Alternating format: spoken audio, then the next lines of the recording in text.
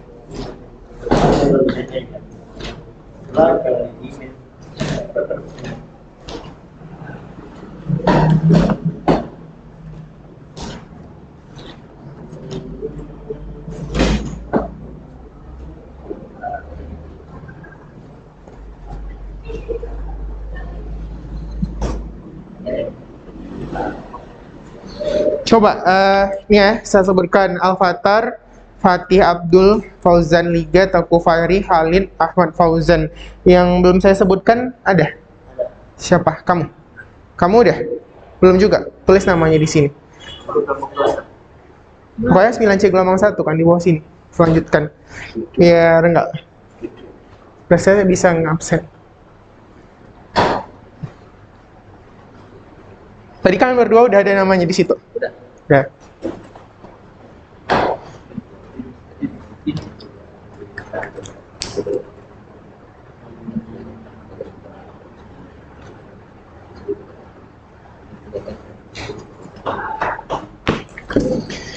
Oke, Lutfi Salahuddin. Panggilan Lutfi apa Lutfi? Salahuddin Ayub. Kali ini siapa namanya? Fatih Abdul. Panggilannya Fatih. Kamu Fauzan. Fauzan Liga. Iya kan? Kan ada Ahmad Fauzan soalnya. Oke. Oke, jadi kan hari ini kita akan belajar tentang konten kebahasaan. Ini bisa saya hapus? Saya. Agreement or disagreement with suggestion, advice.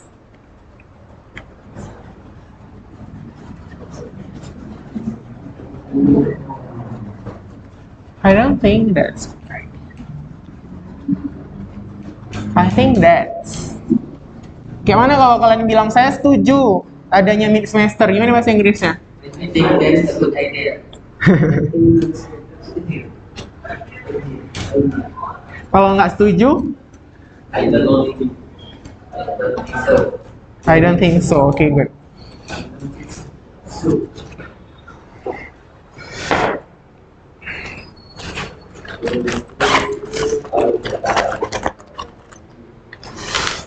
Oke, jadi kan di halaman 46 yang kalian baca itu namanya adalah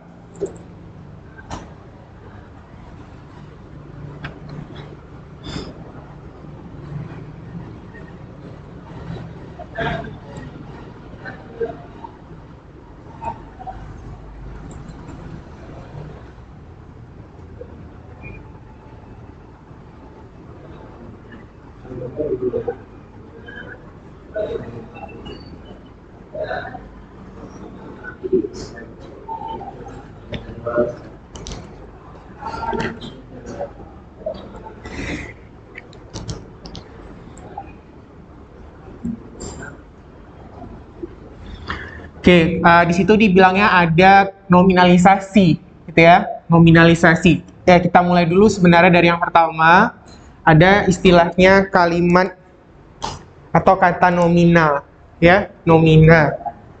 Nomina. Nomina itu adalah kata benda. Contoh, kursi, ya kan? Meja, papan tulis, gitu. Itu nomina. Yang di buku kalian, apa katanya di situ? Nominalisasi. Ya. Yang di buku kalian namanya nominalisasi.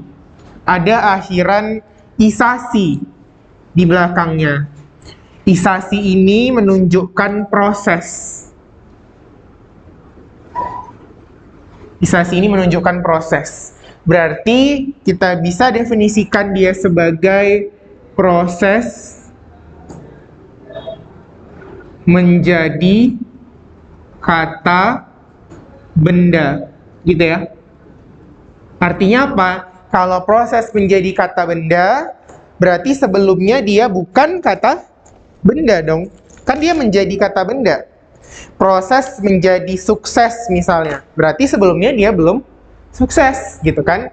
Nah, apa yang bisa menyebabkan gejala nominalisasi ini?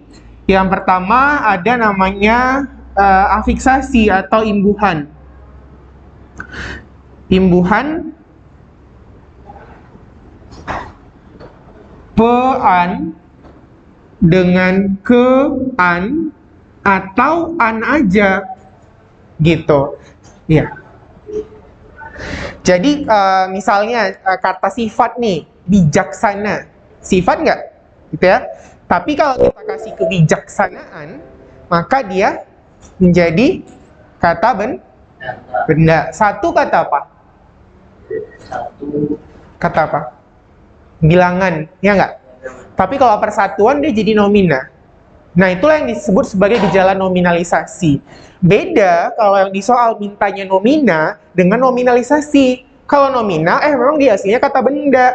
Kalau nominalisasi berarti sebelumnya dia bukan kata benda, tapi berubah menjadi kata benda karena proses imbuhan atau fiksasi tadi. Paham ya bedanya? Artinya kalau nanti ujian, jangan buru-buru dijawab. Lihat dulu yang diminta soal, nomina apa nominalisasi, gitu. Oke? Itu dari segi perbedaan. Jadi kalau dia udah imbuhannya pean sama kean, berarti dia berubahlah menjadi kata benda. Nah, terus ada lagi namanya istilahnya frasa verba atau frasa nomina. Frasa kemarin apa kita definisikan? Frasa kelompok kata. Namanya sudah kelompok kata. Kelompok pasti lebih dari satu. Nah, berarti ini gabungan dari beberapa kata dong, nggak satu kata lagi. Contoh,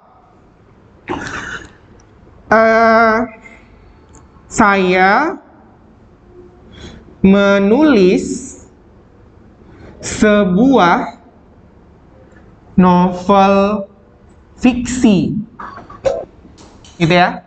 Saya menulis sebuah novel fiksi. Sebuah novel fiksi ini apanya? Objek, predikat, keterangan pelengkap. Objek, benar. Ini apanya? Ini apanya? Subjek. Oke. Nah, yang di sini terdiri dari lebih dari satu kata, tapi mengisi satu pola, ini adalah objek. Iya, berarti inilah frasanya.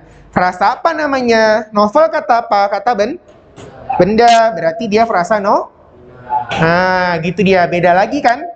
Kalau tadi ini nominalisasi atau nomina cuma satu kata, si frasa harus lebih dari satu kata, tapi intinya juga kata benda. Lalu ada istilah lain lagi. Kalau nanti namanya kalimat nominal. Kalimat nominal. Sebelum kita lebih jauh nih, ngapain kita jauh-jauh nanti bicara kalimat, imperatif, nominal ini segala macam. Yang dimaksud kalimat apa dulu? Semua gabungan kata. Gabungan kata, cuman gabungan kata doang.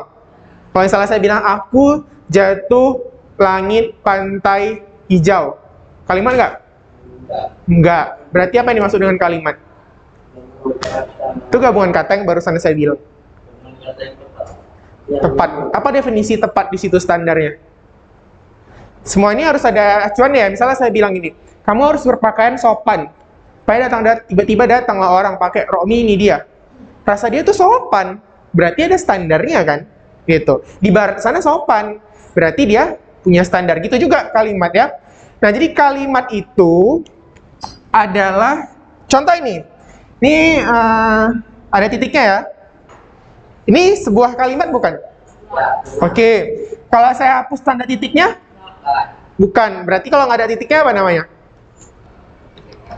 Klausa. Kalau nggak ada titiknya namanya klausa. Kalau ada titiknya namanya kalimat. Artinya apa? Sebuah kalimat itu adalah klausa. Klausa itu apa, Ustadz?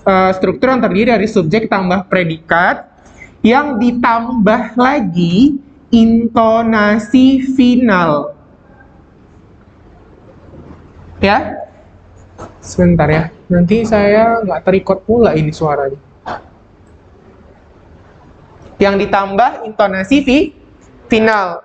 Nah, intonasi final apa aja? Bisa tanda titik, bisa tanda tanya, bisa tanda seru.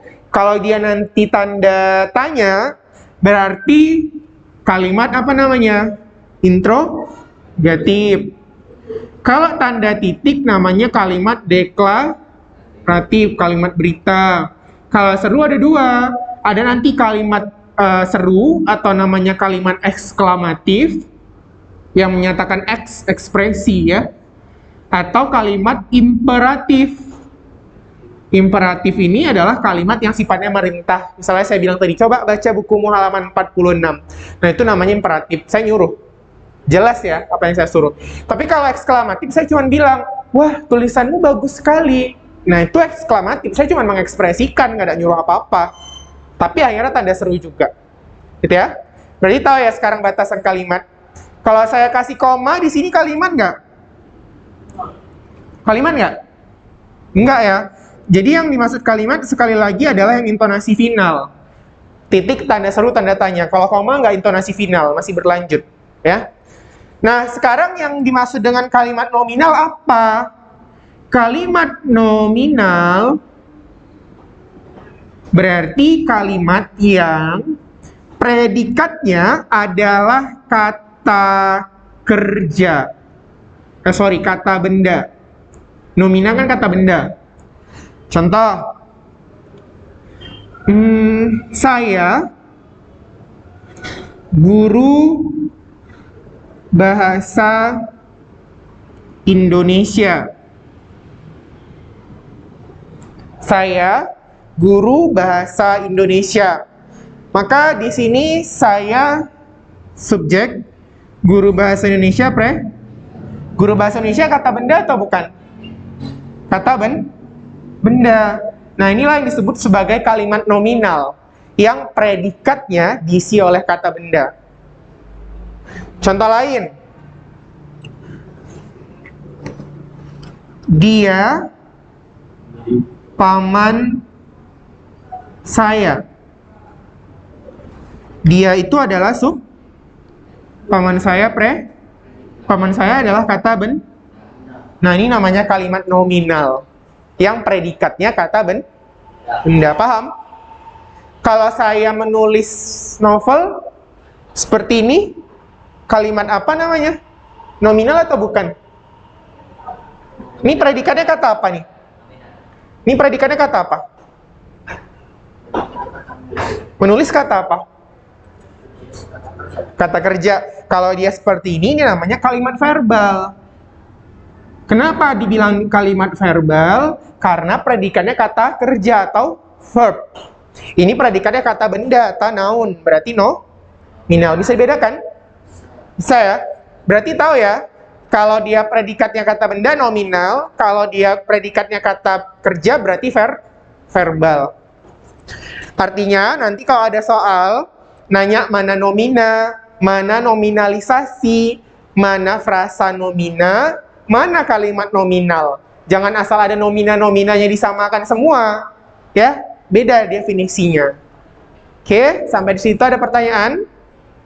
Jangan nanti paham Ustadz, paham gitu kan. Nanti begitu ujian, Ustadz kok banyak kali salahnya. Padahal kan udah saya isi nomina itu kata benda. Lihat dulu apa yang diminta soal, gitu ya. Udah? Di situ apa lagi di situ katanya? Ada bentuk pasif dan kata ganti orang. Iya nggak? Apa yang dimaksud dengan bentuk pasif? Kalimat pasif contohnya gimana? Coba biar saya inilah biar saya ingat gitu ya kan. Fatih coba buat satu kalimat pasif.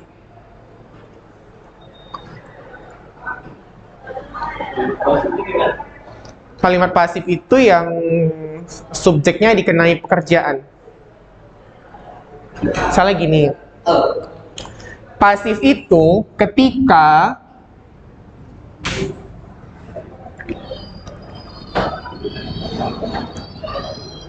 kalimat pasif. Pasif itu ketika si subjeknya itu dikenai beban atau dia berubah menjadi penderita. Harusnya kan penderita ini tugasnya si objek. Ini berubah jadi si subjek pula yang kena. Misalnya gini, kakak memukul adik, siapa yang menderita di situ? Adik, adiknya itu adalah objek. Tapi kalau saya pasifkan, saya ubah adik dipukul kakak. Jadi seolah-olah kakaknya di situ yang dikenai tindakan. Maka itu namanya kalimat pasif. Atau intinya gini aja, pasif itu ketika predikatnya itu berimbuhan di atau ter. Contoh, saya diajak teman saya ke pantai misalnya. Oke. Berarti ini kalimat apa nih? Pasif karena dia predikatnya pakai di. Ini apa? Teman saya ini. Ke pantai kerangan. Ini subjeknya. Kan SPOK pola kita. Oke, terus contoh lain, saya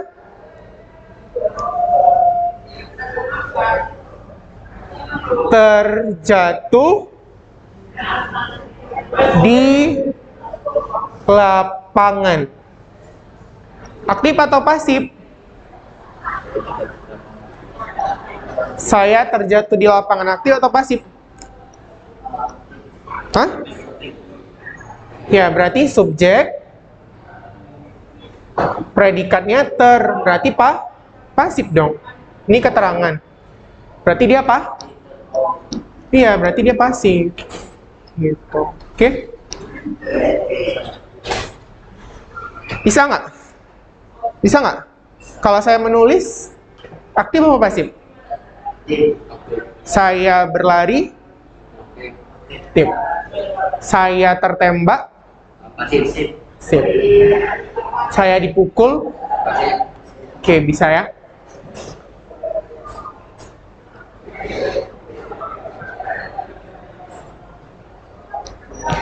Ada pertanyaan nggak sampai di situ?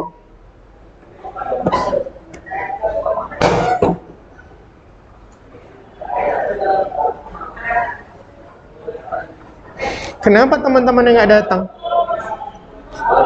Semalam juga nggak datang mereka. Atau baru hari ini? Iya. Ya maksudnya hanya di pelajaran hari ini aja yang banyak. Kalian yang hadir semalam datang ke sekolah nggak? Nah, datang.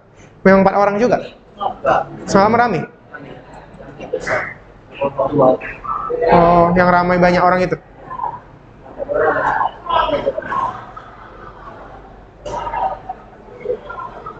Gelombang 1 juga semalam kan? Gelombang 2. Ini kok masuk gelombang 1? Gak ngerti saya. Oh,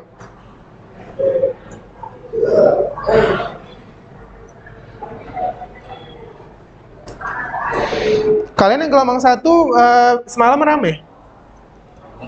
Ah, 5 orang juga?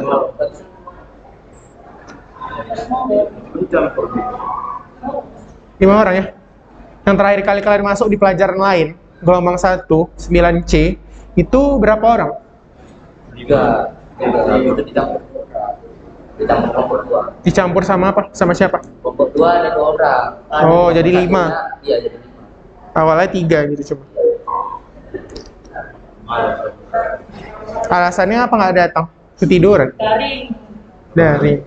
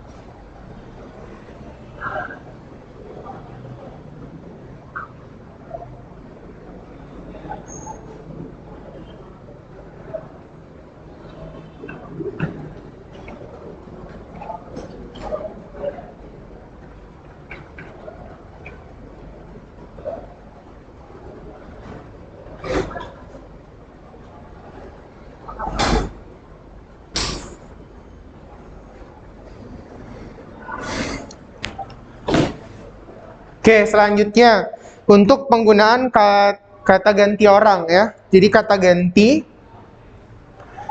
ganti atau nama lainnya pronomina,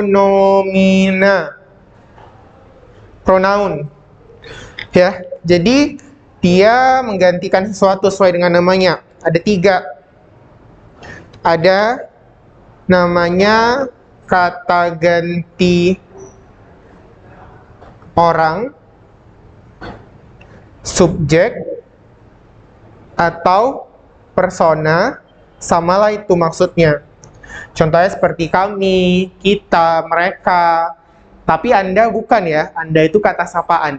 Jadi tadi ada yang kelas sebelah, Anda Ustadz itu juga kata ganti nggak? Nggak, bukan ya, kata sapaan. Terus ada lagi kata ganti tunjuk.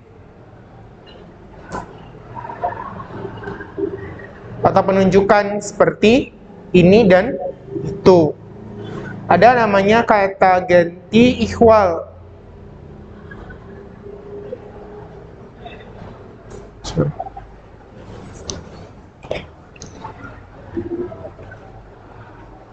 Kata ganti ihwal ini adalah kata ganti yang menggantikan sesuatu yang belum jelas. Misalnya segini, segitu, begini, begitu. Kalau tadi buat kue itu berapa tepungnya? Sekitar segini lah, gitu. Segininya takarannya nggak jelas. Maka itu dikatakan sebagai kata ganti ihwal, gitu ya. Ada lagi namanya kata teknis ya, di situ kosakatanya. Nah, kata teknis itu adalah kata yang menunjukkan predikat bidang ilmu tertentu. Misalnya ada istilahnya Di buku kalian dibuat di situ apa?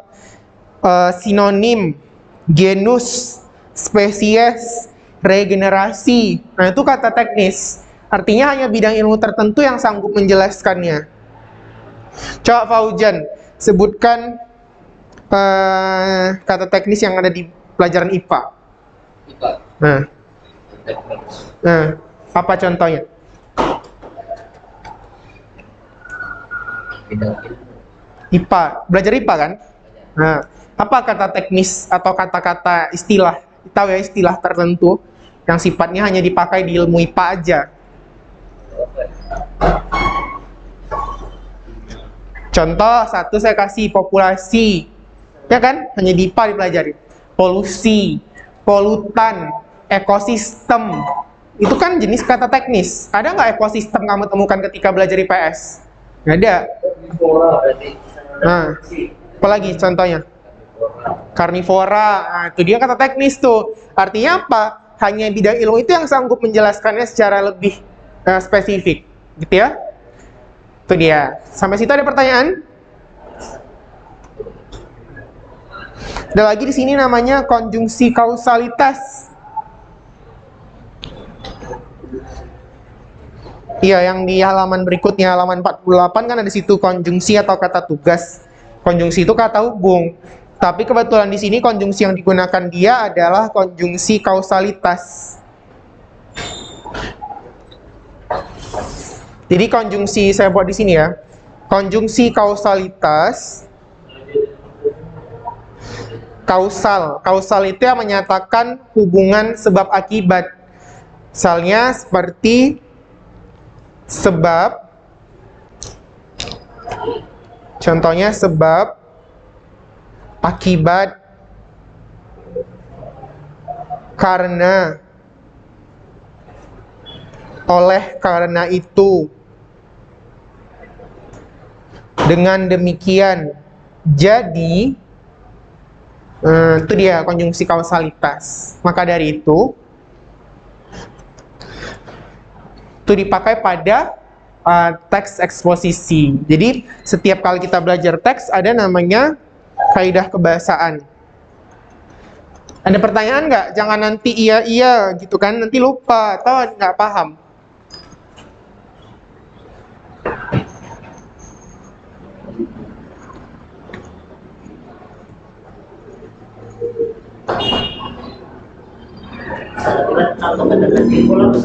Contoh apa?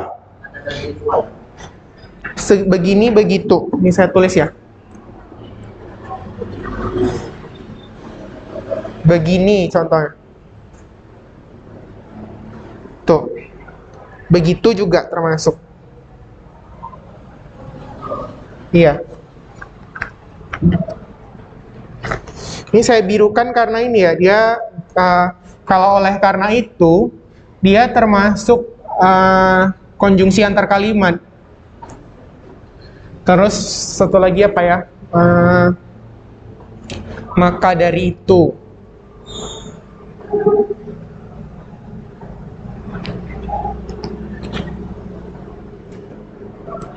Ini yang antar kalimat. Kalau yang ini yang di atasnya antar klausa.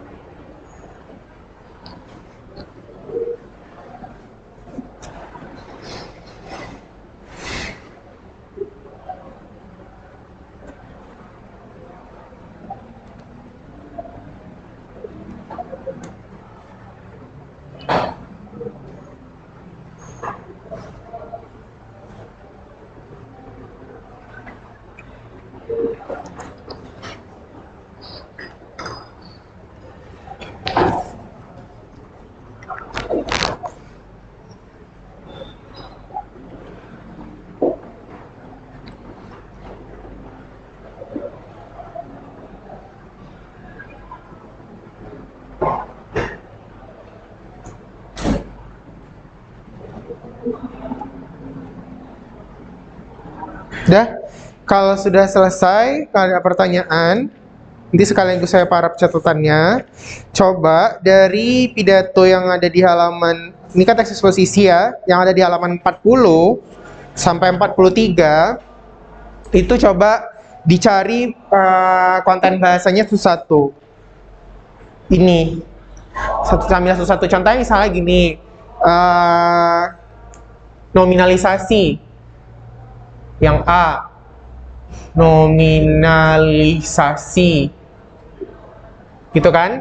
Itu ada di contohnya pada paragraf 1, 2, 3, 4 yang halaman 40 paling bawah. Karena di situ katanya saya berada di sini untuk berbicara bagi binatang-binatang yang sekarat yang tidak terhitung jumlahnya di seluruh planet ini karena kehilangan. Kehilangan itu kan nominalisasi. Kenapa? Karena imbuhannya ke an. Ya kan? Berarti nominalisasi kamu buatlah di sini contohnya. Contoh kehilangan. Ini kan kata benda, tapi yang aslinya adalah kata sifat. Kan hilang itu kata sifat. Buat paragraf berapa? Paragraf ke-4. Nah gitu. Per bagian ambil satu contoh aja buat di buku latihan. Paham ya? Iya, dari halaman 40 sampai 43, terserah yang mana aja ambil. Pokoknya per bagian ambil satu contoh saja. Kayak gini. Misalnya nominalisasi apa contohnya di paragraf keberapa. Nanti misalnya jumpa lagi kalimat, tapi kalau kalimat ditulis satu kalimat ya. Kalimat pasif jumpanya di paragraf berapa. Satu-satu aja buatnya per bagian.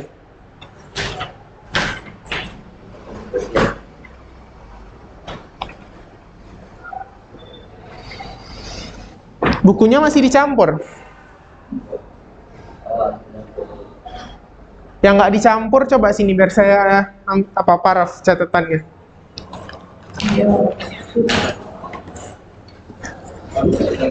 Yang dicampur nanti aja lah setelah siap latihannya ya. Waduh, kemana pulpennya tadi?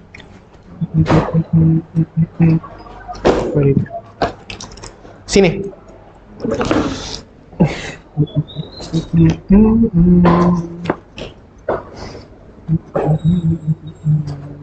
Hari ini tanggal 26.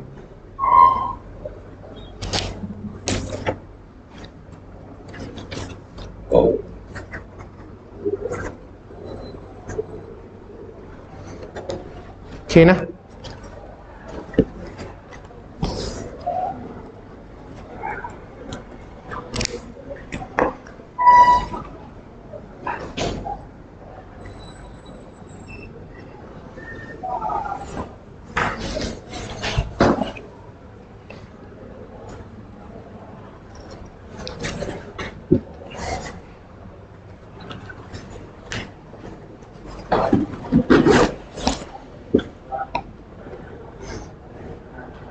Kita jam 10 ya selesai. Nanti kalau udah selesai langsung kumpul biar saya nilai ya. Yang daring boleh dikerjakan di rumah, kumpulkan via WA ya. Oke. Ini banyak kali nyamuk ya.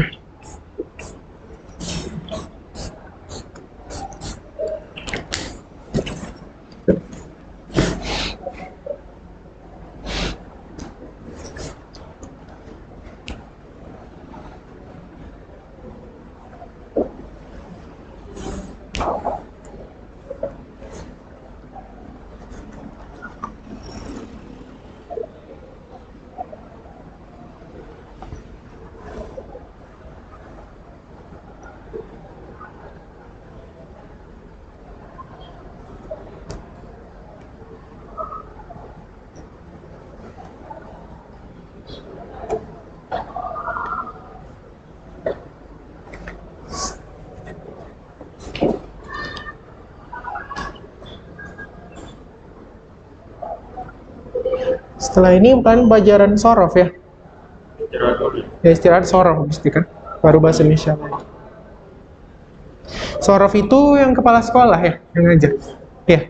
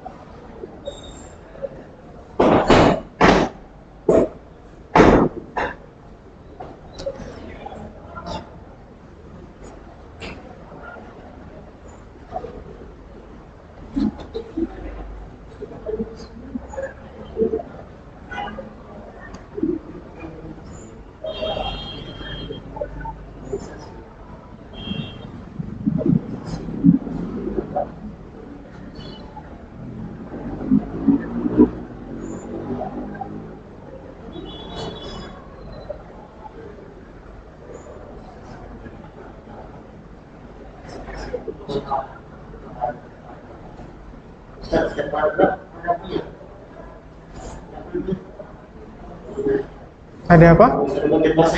Enggak. Setiap konten bahasa cari satu contoh. Mau carinya di paragraf mana aja ya boleh. Makanya saya bilang di bawahnya dibuat dari paragraf mana. Jadi bisa saya cek. Misalnya kamu dapat kalimat pasifnya pas di paragraf ke-7 ya nggak apa-apa. Pas kamu dapat kalimat nominal atau misalnya dapat kata gantinya di paragraf ke-4 atau ke-5 ya nggak masalah. Pokoknya, hah? Kalau ada buat.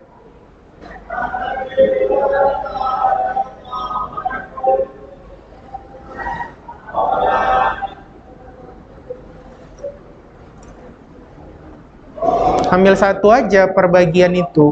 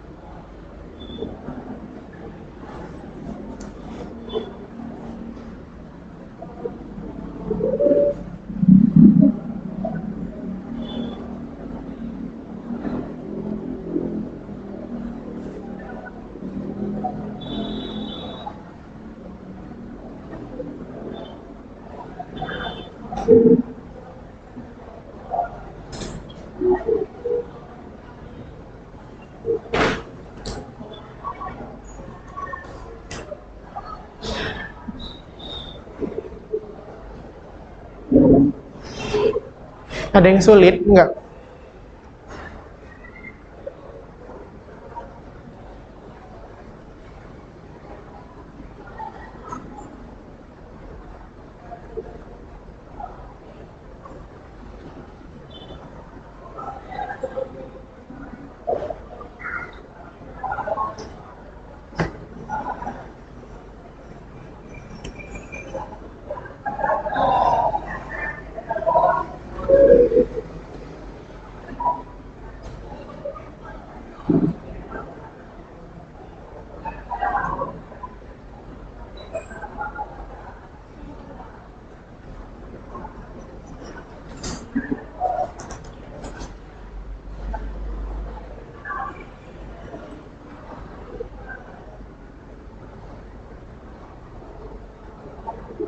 Berapa? Setiap bagian satu aja. Kalau udah ada satu-satu contohnya udah kumpul.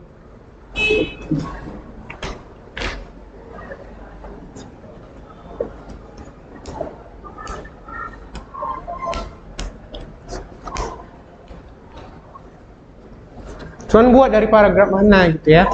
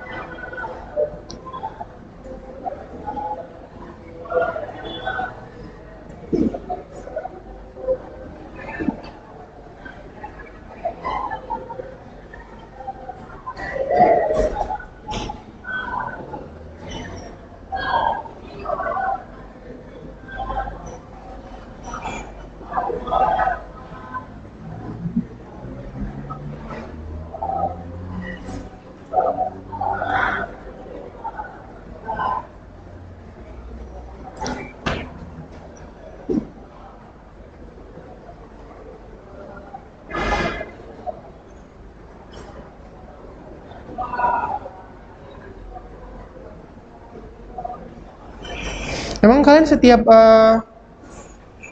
konten di foto gitu ya? Materinya?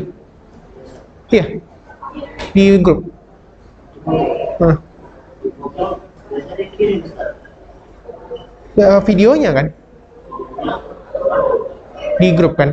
Kayak gini kan video-videonya kan?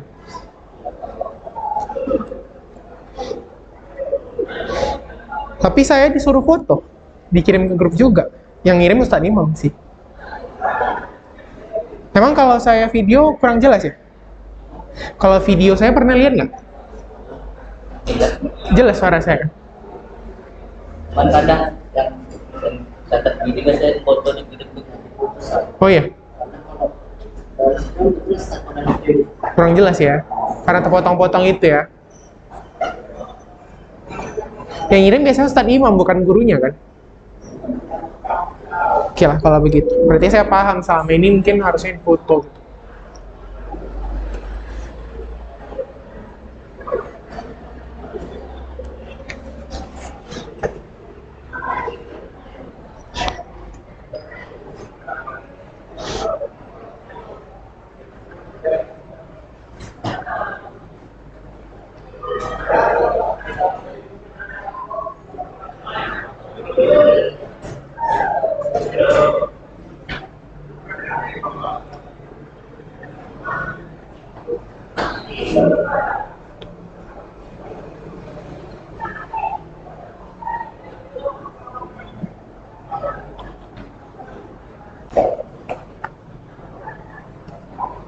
Oke ya, itu saja untuk hari ini. Assalamualaikum warahmatullahi wabarakatuh. Nanti kita lanjutkan lagi setelah pelajaran sorof ya.